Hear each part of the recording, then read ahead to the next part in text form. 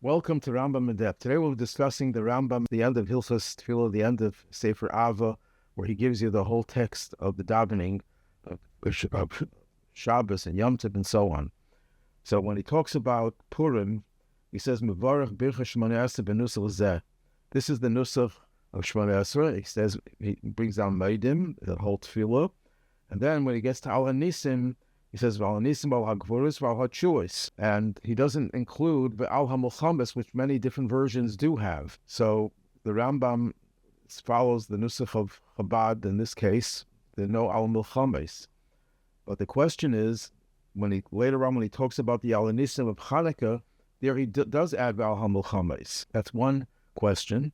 The second question is at the end Chanukah, he also adds the hapedos, the hapurkan for the redemption. He doesn't mention that in the Hanisim of Purim. So that we can answer that Purim, you can't say Pedus and purkan. You can't talk about how we were redeemed in Purim, because redemption means we overthrew the yoke of a foreign government. We don't have Shibud Malkhus. But in Purim, the Gemara Megilla says, why don't we say Hallel in Purim? One of the explanations is because akati avdei Achashveirosh, and we're still subjects of Achashveirosh. It means that even after the miracle of Purim, we were not fully redeemed. We still had Shibud Malkhus, and therefore it's not considered redemption. We know that according to the Rambam paskins that the differences between the yimei of galus and yimei hamashiach is not only Shibud Malkhus, that in galus we have subservience to other forces, to other nations. In the era of Mashiach, we won't have that subservience.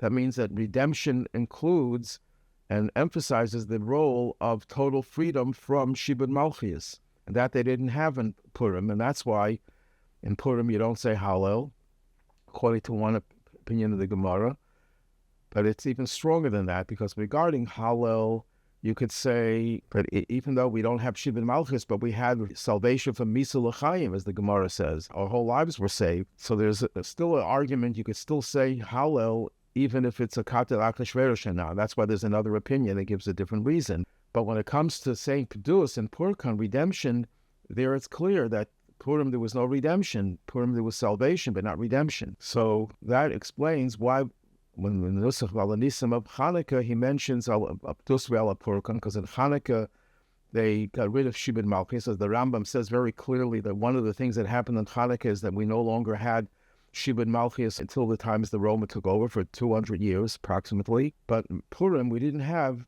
the purkan, the redemption from Shibud Malkhus. So it's very precise why he doesn't mention avdus and purkan and Purim, but he mentions it in Chanukah. But the other question still remains, why doesn't he mention al hamilchamos? By Chanukah you had milchamos, and by Purim you also had milchamos. Because the Yud Gimel of Adar, they had to fight, because there was a gzeira that they couldn't be rescinded, that on every man, woman, and child.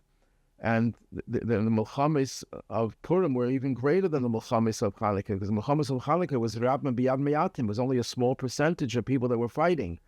Most of the Yidden were not involved in the fight. Mashiach in Purim, everyone had to fight, which the Rabbi beautifully explains why Taanis Esther is called Taanis Esther, when in reality, everyone had to fast that day, Erev Purim, Yom Gimel of Adar. So the Rebbe explains that when they go out to milchama, you're not allowed to fast. Only the people who are not involved in the actual fighting could fast. And since everyone had to be involved in the fighting, because everyone had to defend themselves, nar, taf, and nashim, b'yom echad, so they couldn't technically fast that day. The only one who was able to fast, who was not in danger, was Esther, Hamalka herself. That's why it's called Taanis Esther. At any rate, everyone had to fight. If everyone had to fight, why doesn't he add the words Val Hamilchamos? So the answer is very simple. Hanisim is said for Nisim Gluyim, for obvious miracles. Chanukah, the milchamos were part of the Nisim because it was Rabbi b'yad meyatim. This was a nes l'mayla derech hateva. She'enkein and Purim, the nes was melubash and teva. There was takra nes that the Yidden prevailed and they won. But this was a milchama of the Yidden against the people who wanted to kill them. There was not a nes goli, and that's why you don't add the words al milchamos.